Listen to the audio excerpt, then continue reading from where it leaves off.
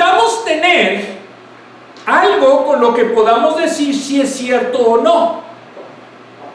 Por ejemplo, los que han hecho platillos, ¿cómo saben qué cantidad de copas necesita un pastel de harina y cuántos de leche?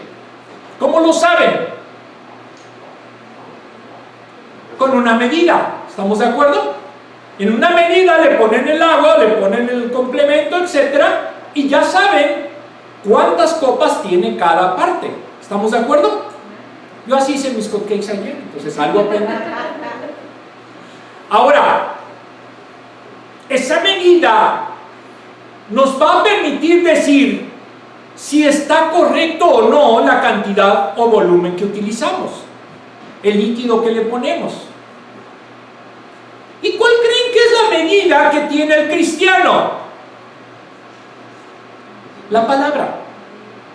Si ustedes comparan su actividad con lo que es la palabra, ustedes podrán saber si está bien o está mal lo que están haciendo.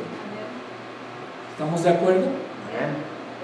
Pero es que la palabra es muy dura, es muy difícil, me quiere quitar todo lo que a mí me da placer.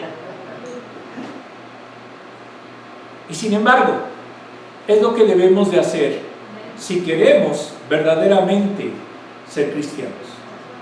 Pero no estamos solos, porque tenemos al Espíritu Santo, si es que de verdad hemos aceptado a Jesucristo como nuestro Salvador.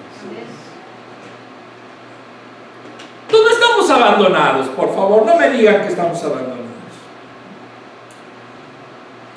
No consintamos con las enseñanzas que excluyen la libertad que disfrutamos en el Evangelio. En el Evangelio uno de los requisitos para ser obispo, en aquel tiempo sacerdote, era ser casado. Si a alguien se le ocurrió después que no había de ser requisito, es más, lo impuso como un requisito ser lo contrario, entonces está en contra de lo que dice la palabra. No, es que lo que importa es la tradición. Una tradición que va en contra de la palabra es herejía, es engañosa y no puede ser la que guíe a la cristiandad. Muy bien. Versículo 3. En Santiago 3:11 no se puede pasar en una misma abertura agua dulce y amarga. Debemos conocer el Evangelio para saber si es sana doctrina o no. Yo les puedo dibujar con la palabra un paraíso hermoso, con grandes puertas de oro, con un cielo inmenso. Pero será solo ilusión. La verdad es lo que dice la palabra. La verdad es lo que dice el molde de conducta al cual nos sujetamos con la palabra. No es lo que a mí se me ocurra, no es lo bonito que presente algo, sino lo que es. El cristiano ama la verdad. Muchos cristianos creen que el cristianismo es una doctrina de riquezas. Solamente aquel que tiene dinero es el feliz y es el que está siendo bendecido por Dios. Pero es falso. Y los que están predicando esta forma de atraer a muchos para que luego compartan con ellos las ganancias, pues no son cristianos, son también mentirosos. Es más, Jesucristo dijo que era muy difícil que un rico entrara en el reino de los cielos, porque aman más la riqueza que lo que es la voluntad de Dios.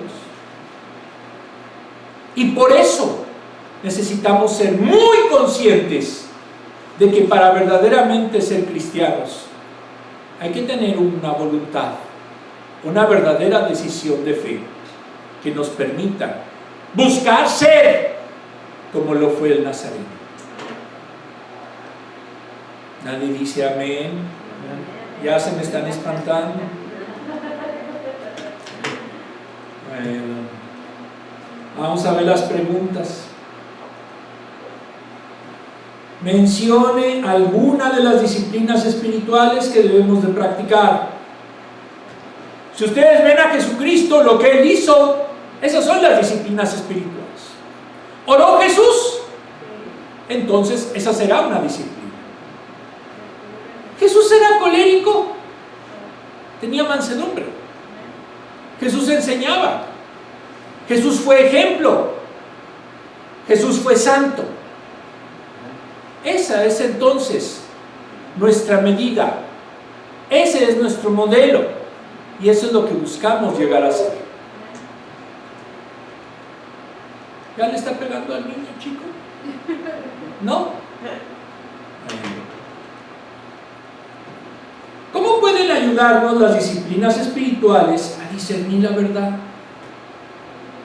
Reitero, no me crean a mí. Vean la palabra y ahí van a encontrar si lo que están haciendo es de acuerdo a lo que dice Dios o no. Es que yo tengo una interpretación que un concepto puede ser dos cosas a la vez y puedo hacer lo que yo quiera.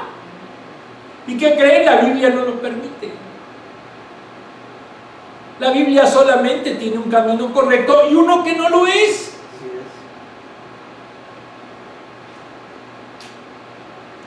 Entonces, cuando nosotros sabemos discernir exactamente cuál camino debemos de tomar con base en la palabra, pues no nos debemos dejar engañar. Si la Biblia dice que es el único camino y encontramos otros lugares en donde la Biblia le faltan muchas cosas, hay que agregarle 3 libros más, pues ya no es de Dios, porque entonces está destruyendo el principio esencial de lo que dice la palabra. Y entonces deja de ser cristiano para hacer otra cosa, las que ustedes quieran.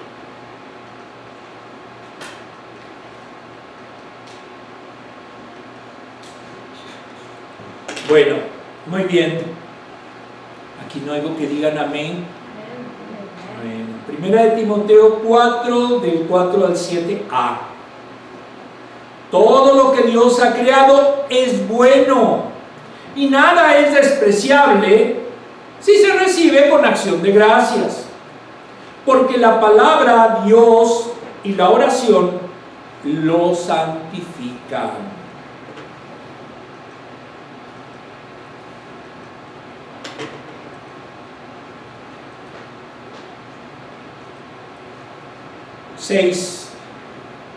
Si enseñas estas cosas a los hermanos, serás un buen servidor de Cristo Jesús, nutrido con las verdades de la fe y de la buena enseñanza que paso a paso has seguido.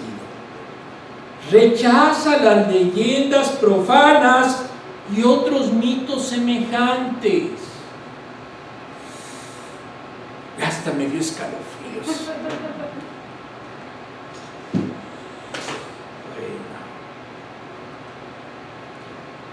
Todo lo que Dios ha creado es bueno.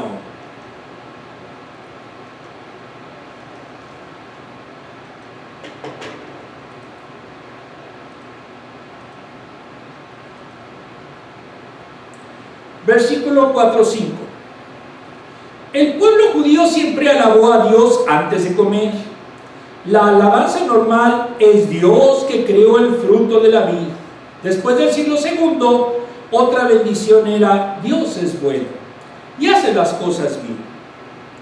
La comida era santificada por la palabra de Dios, Génesis 1:30, y por una oración. Entonces no había necesidad de abstenerse de ella. ¿Ok?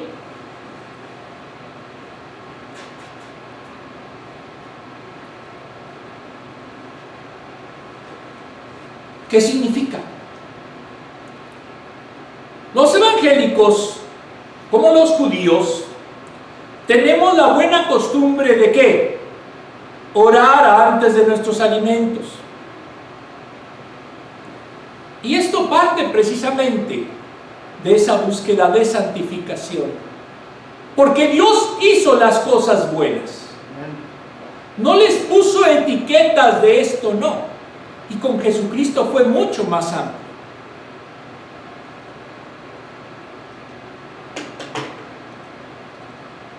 El versículo 6 a 16 es la importancia de la sana doctrina.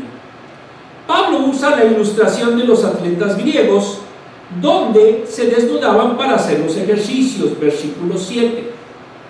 Entonces muchas veces no era por los ejercicios, sino por otras cosas. Pero Pablo se refiere a la disciplina moral, intelectual y espiritual, antes que la del ejercicio físico, aunque no se opone. Pablo nunca dijo, no hagan ejercicio, no vayan al gimnasio. Pero sí dijo que aparte del ejercicio físico, se necesitaba el ejercicio moral, intelectual y espiritual. Para tener el ejercicio moral, debemos de saber exactamente lo que es bueno y lo que es malo. Y esto lo sabemos con la palabra. Es la manera en que Dios transmite lo que es el valor y lo que debemos de seguir si es que queremos ser virtuosos. Intelectualmente, Jesucristo no quiere alumnos burros. Burros se les llama en México a los que no estudian. Aquí no sé cómo se les dirá. ¿Cómo se les dice? Burros también. Bueno, ya salió el burros también. Entonces, un nerd sería un ejemplo clásico de lo que debe de ser un estudiante cristiano. Y por último, espiritual. Que le interese más ir a la iglesia que ir de pachanga con los amigos. Que le interese más la virtud, la ciencia, el estudio, que perder el tiempo con los amigotes, o las amigotas, o las modas, etcétera, etcétera. No digo más. Bueno.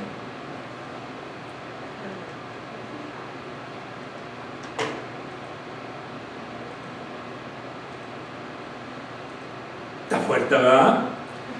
Bueno, había un gran analfabetismo entre las ancianas. Y si había ese analfabetismo y eran las que educaban, pues imagínense, los pobres niños también no eran muy techados en virtudes. De hecho, la sinagoga pasó a ser la escuela en el antiguo mundo del Oriente Medio. Entre los judíos, el estudio de la ley era útil para la vida presente y venidera.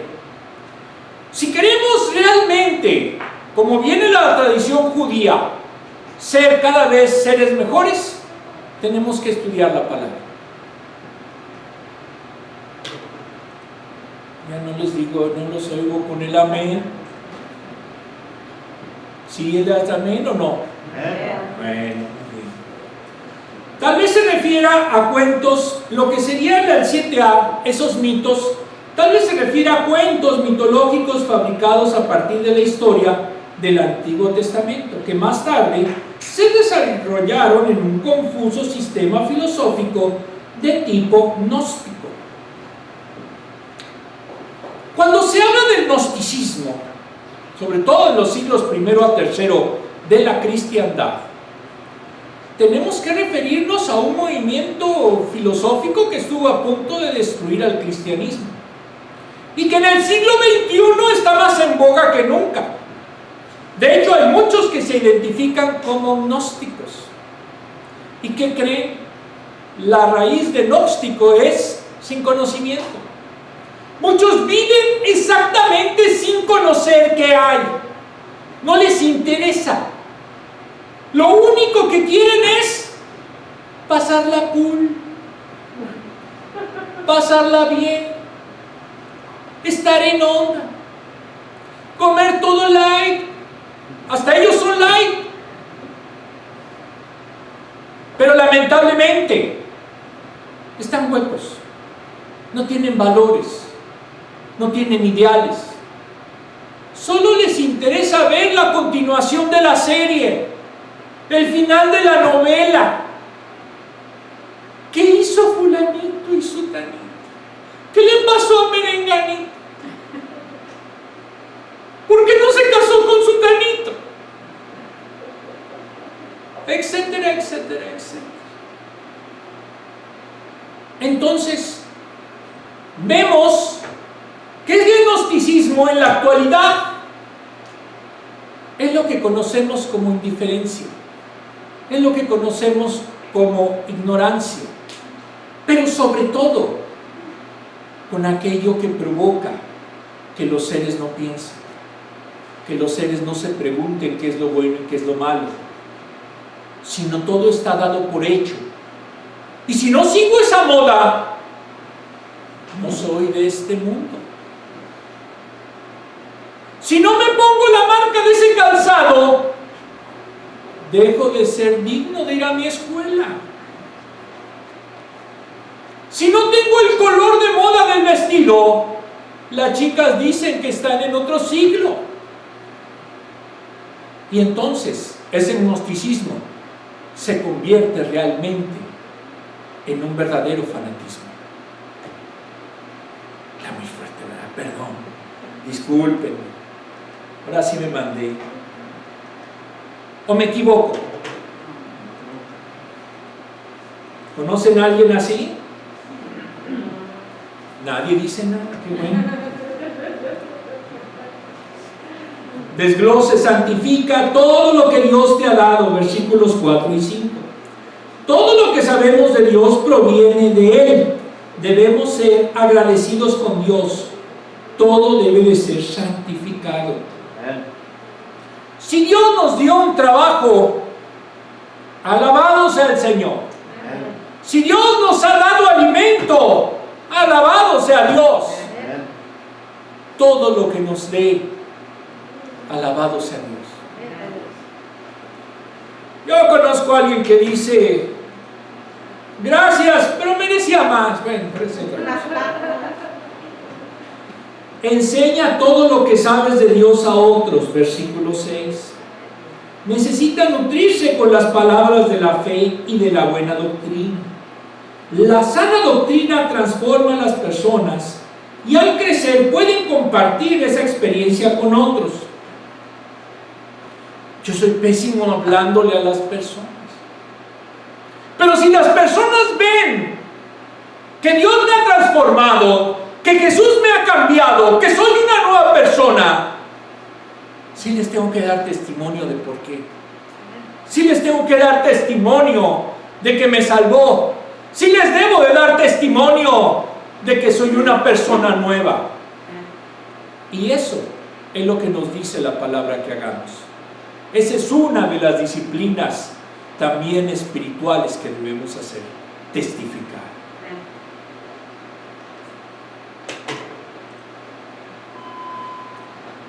Descarta las mentiras del enemigo, versículos 7a. Hoy esas doctrinas se presentan con sofisticación, poniendo en duda la verdad bíblica. Se convierten no en ciencia, sino en fábulas profanas. Necesita ser apologeta. Efesios 5, del 6 al 16. ¿Qué es apologeta? Se oye feo, pero esa es una palabra dominguera. Apologeta es defensor de la fe. El apologeta es el que conoce la palabra y sabe distinguir los puntos centrales de sus creencias. Un apologeta puede en su momento convivir y discernir y debatir incluso con gentes que no son del cristianismo. Si viene un testigo de Jehová, el apologeta puede en su momento decirle lo que está mal de esa doctrina. Entonces, ¿qué pasa? Se convierte en un defensor de la sana doctrina. Es que hay que estudiar mucho. Pues sí, sí hay que estudiar. ¿Cómo va a poder responder a todas las dudas y a todos esos problemas si no sabe lo que es la sana doctrina? Es ilógico. El apologeta lo estudia, el apologeta lo analiza, y el apologeta se convierte en un verdadero alabí del evangelismo y de la sana doctrina. ¿Quieren ustedes ser apologetas? Es mucho esfuerzo, pero también es mucha satisfacción. Y alabado sea Dios porque existen muchos apologetas. Yo quisiera llegar a serlo.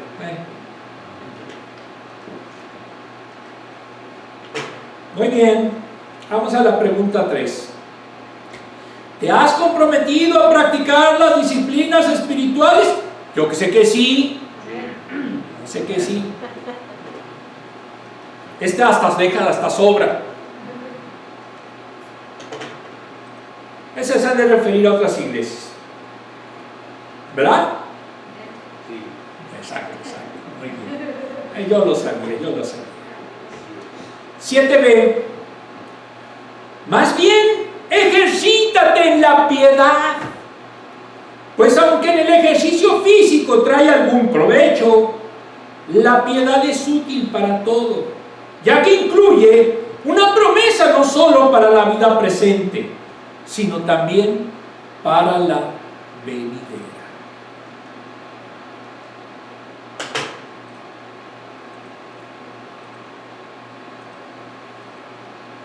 Este mensaje es digno de crédito y merece ser aceptado por todos.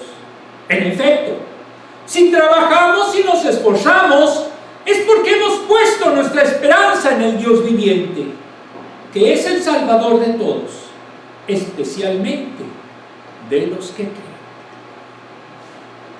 ¿Quién dice amén? Muy bien. Ejercítate ¿en qué? En la piedad. ¿Y ese dónde está ese gimnasio? Escuela dominical. Escuela dominical. Eso sí, gracias. Tienes un 10.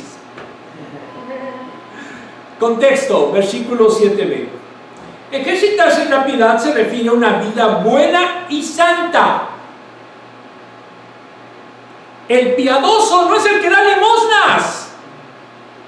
El piadoso es el que prefiere el bien antes que el mal y busca ser santo. Y el modelo, el ideal de santidad, ¿quién es? Jesucristo. Está muy alta la vara, pero ese es el ideal de lo que debemos de buscar. Con una fuerte insistencia en su fuente, que es una profunda reverencia a Dios. Muy bien. El versículo 8 es el beneficio del ejercicio intelectual, moral y espiritual, mejor que el simple ejercicio físico, con un sentido escatológico. Cuando alguien ha hecho mucho gimnasio, cuando ya está que no puede ir al gimnasio, etcétera, ¿qué pasa con sus músculos? Pierden consistencia, aumenta el volumen estomacal de grasa, y todas aquellas horas, cientos, miles de horas, quedaron en el olvido. Es más, el pantalón ya no cierra. El beneficio entonces es temporal. Pero cuando aquel estudia, cuando aquel es virtuoso, cuando aquel es espiritual, trasciende a su propia vida. Porque es y se perfila hacia la eternidad. Y es estos ejercicios nunca se olvidan. Esos ejercicios son perennes y dan fortaleza al cristiano. Muy bien. Ya se aburrió el niño, ahorita ya vamos a terminar.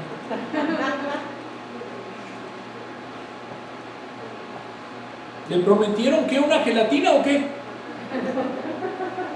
En mi tiempo nos llevaban después de ir a la iglesia a la gelatina, pero bueno, eso es otra cosa. Es hace mucho. Versículo 9. Digno de crédito. Es una cláusula que no se encuentra en otro lugar del Nuevo Testamento, pero sí en las epístolas pastorales Timoteo y Tito, para identificar una enseñanza clave. Cuando ustedes ven aquí, digno de crédito, es algo que deben de ponerle mucha atención. Cuando se hace una composición en la escuela, ¿qué les dicen? Que tienen que buscar ¿qué? La oración o la palabra clave. Es esto exactamente lo que es digno de crédito. ¿Estamos de acuerdo? Eso lo dice el versículo 8. El versículo 9. El versículo 10. Esperanza significa una certidumbre absoluta, no un simple deseo. Yo tengo esperanza en Jesucristo. No es simplemente que yo crea que Él merece que en Él merece tener esperanza, porque estoy seguro de que en Él está la salvación.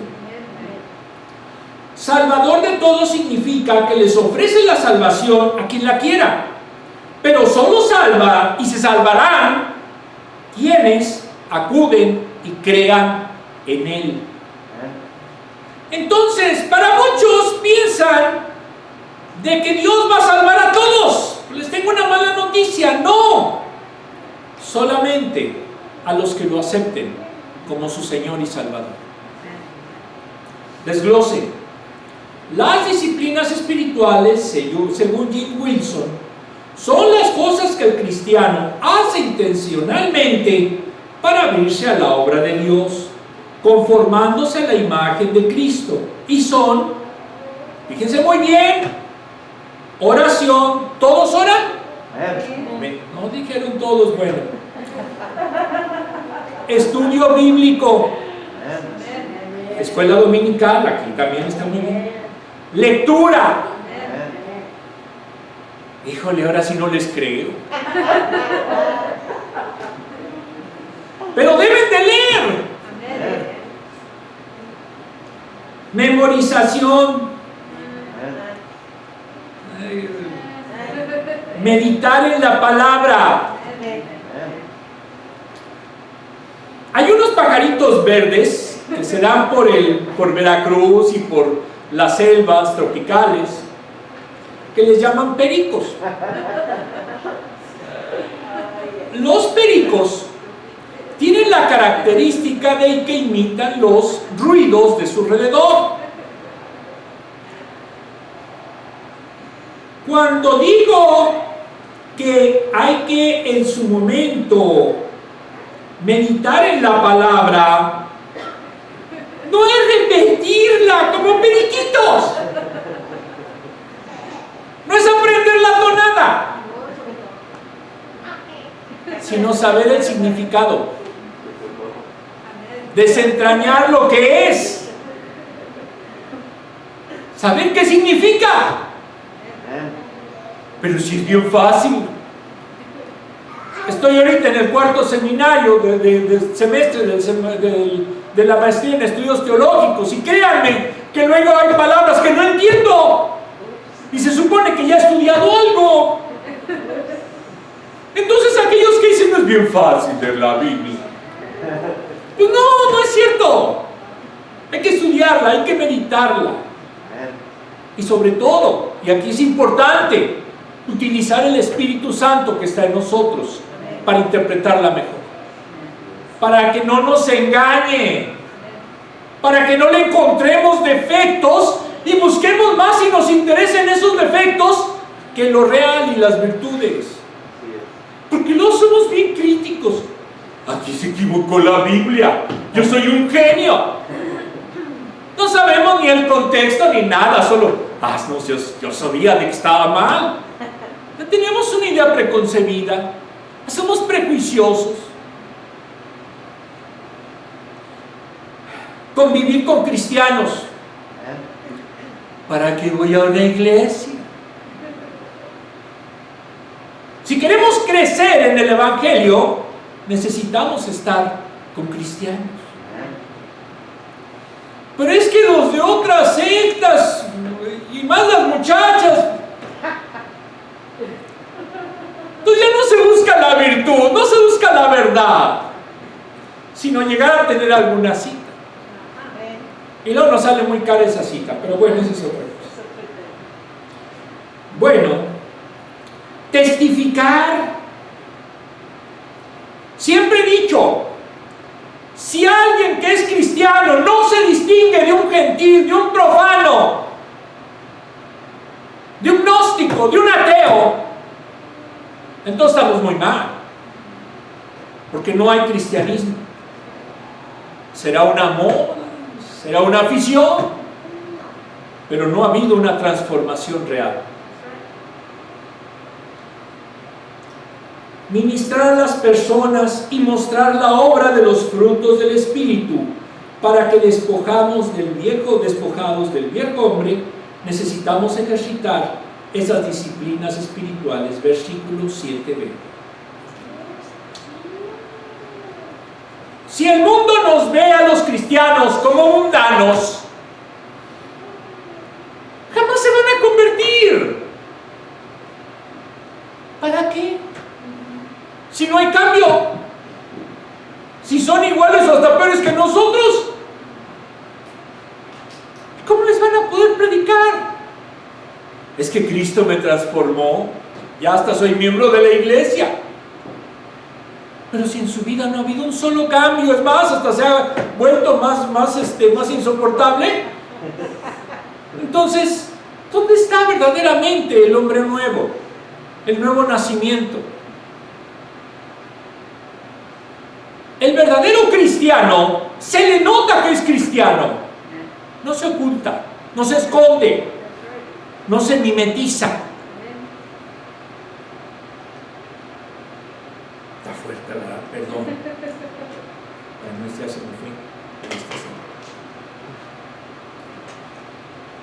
2. Aprovecha los beneficios eternos de las disciplinas espirituales. El versículo 8.